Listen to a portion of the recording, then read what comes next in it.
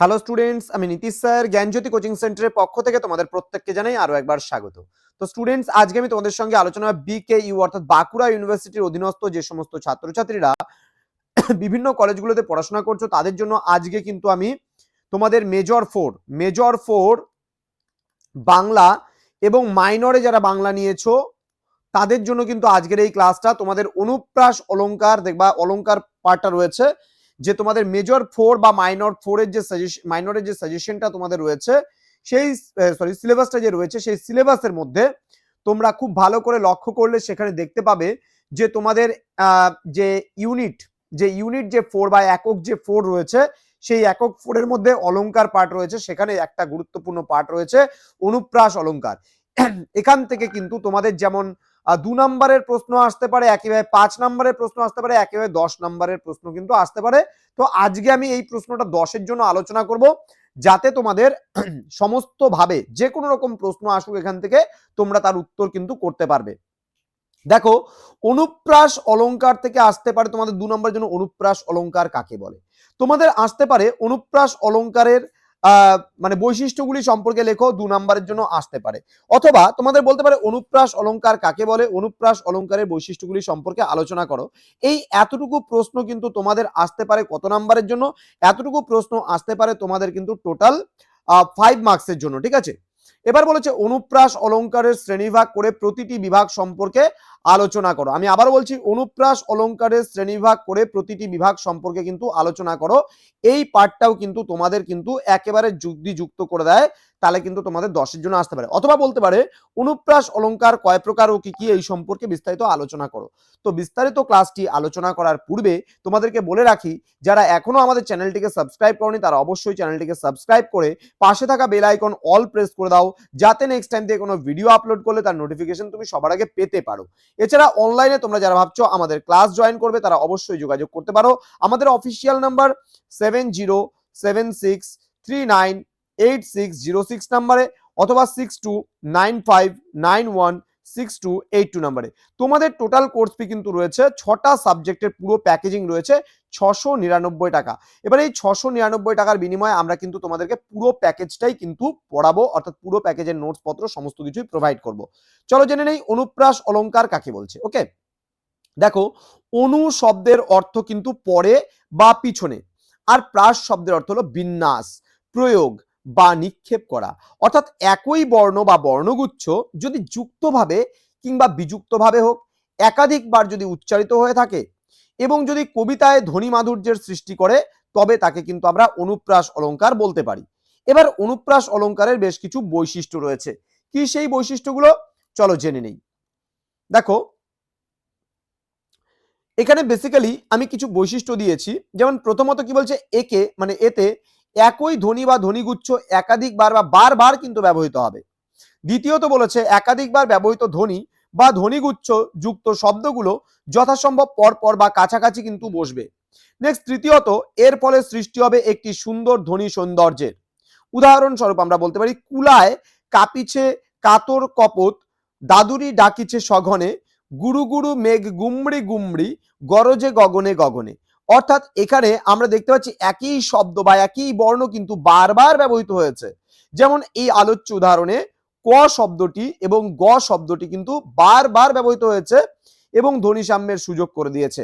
যেমন কুলায় ক আছে, কাঁপিছে ক আছে, কাতার ক আছে, কপতে ক আছে, দাদুরি ডাকিছে সঘনে, তাহলে এখানে ক ক ক ক কতবার ব্যবহার হয়েছে। আবার এখানে দেখো গুরু গুরু মেঘে গুমরি গুমরি, গরজে গগনে গগনে, অর্থাৎ গ কতবার ব্যবহৃত হয়েছে, এখানেও গ, এখানেও গ, এখানেও গ, এখানেও গ, এখানেও গ, এখানেও গ, আবার এখানেও গ কিন্তু ব্যবহার হয়েছে।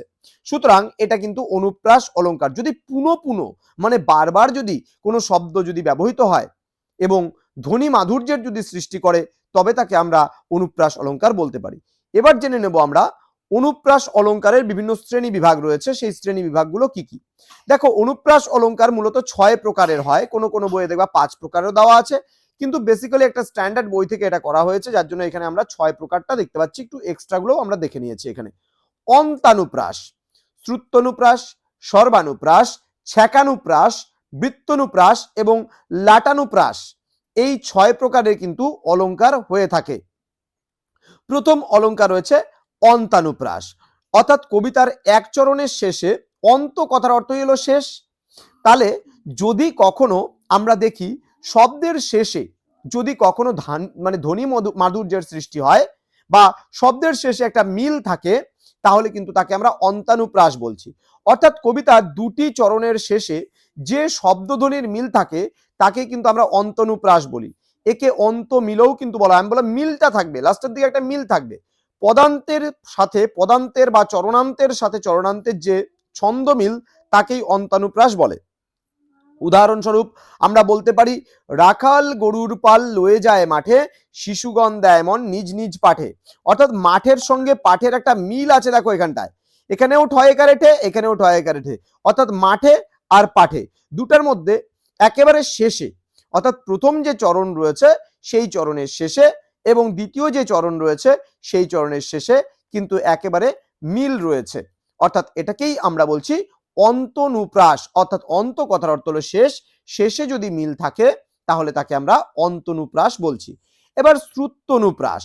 শ্রুত্যনুপ্রাস বলতে গেলে কি হচ্ছে, শ্রুত্য মানে শোনা, শোনার ক্ষেত্রে কখনো কখনো আমরা একই ধরনের ধ্বনি মাধুর্যের মানে পুনরাবৃত্তি লক্ষ্য করতে পারবো। যেমন কি বলছে, বাকযন্ত্রের একই স্থান থেকে উচ্চারিত শ্রুতিগ্রাহ্য সাদৃশ্যময় ব্যঞ্জন ধ্বনির অনুপ্রাসকে আমরা শ্রুত্যনুপ্রাস বলি। অনেক সময় দেখবা অনেকে বলে বালটি, অনেকে বলে বালতি, তাহলে টয়রস্যি আর তয়রস্যির মধ্যে খুব একটা বেশি ডিফারেন্স কিন্তু আমরা এখানে দেখতে পাচ্ছি না। ঠিক একইভাবে উদাহরণটা দেখলে পারে আমাদের বিষয়বস্তু সম্পর্কে আমরা অবগত হতে পারবো।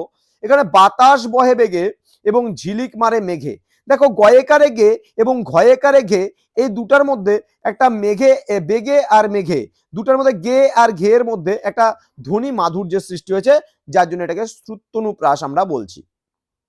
এইবার আমরা চলে যাব সর্বানুপ্রাস, অর্থাৎ সমগ্র চরণের সঙ্গে সমগ্র চরণের যে ধ্বনিসাম্য ঘটে তাকে আমরা সর্বানুপ্রাস অলঙ্কার বলছি। যেমন সন্ধ্যা মুখের সৌরভী ভাষা, বন্ধা বুকের গৌরবী আশা।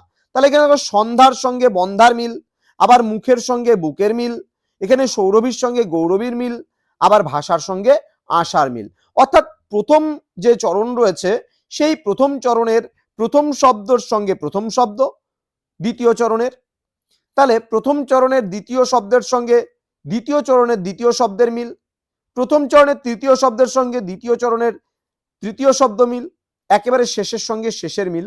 তাহলে একে আমরা বলছি সর্বানুপ্রাস, মানে সমগ্র চরণ জুড়ে যদি কখনো মিল আমরা লক্ষ্য করি প্রতিটা পদের, তাহলে আমরা তাকে সর্বানুপ্রাস বলছি। নেক্সট আমরা চলে আসবো ছ্যাকানুপ্রাস। ছ্যাকানুপ্রাস মানে কি, দুই বা ততোধিক ব্যঞ্জন ধ্বনি যুক্ত বা বিযুক্ত ভাবে একই ক্রমে যদি মাত্র দুইবার ধ্বনিত হলে যে অলঙ্কারের সৃষ্টি হয় তার নাম কিন্তু ছ্যাকানুপ্রাস। উদাহরণ হিসাবে আমরা বলতে পারি, এখনই অন্ধ বন্ধ করো না পাখা। অর্থাৎ এখানে দন্তান্ন আর ধ, এই যেমন অন্ধ আবার বন্ধ, দন্তান্ন হয় ধ, দন্তান্ন হয় ধ, তার মানে দুই বা ততোধিক ব্যঞ্জন ধ্বনি যুক্ত বা বিযুক্ত ভাবে একই ক্রমে যদি পরপর দুবার ব্যবহৃত হয় বা দুবার ধ্বনিত হয় তাহলে তাকে আমরা কি বলছি, তাহলে তাকে আমরা বলছি ছ্যাকানুপ্রাস। এবার চলে আসবো আমরা বৃত্তনুপ্রাস। ওকে, বৃত্তনুপ্রাস কি বলছে, একটি ব্যঞ্জন ধ্বনি একাধিকবার ধ্বনিত হলে বর্ণগুচ্ছ স্বরূপ অথবা ক্রম অনুসারে যুক্ত বা বিযুক্ত ভাবে বহুবার ধ্বনিত হলে যে অনুপ্রাসের সৃষ্টি হয় তাকে আমরা বলি বৃত্তনুপ্রাস। উদাহরণস্বরূপ, সাগর জলে স্নান করি সজল এলো চুলে।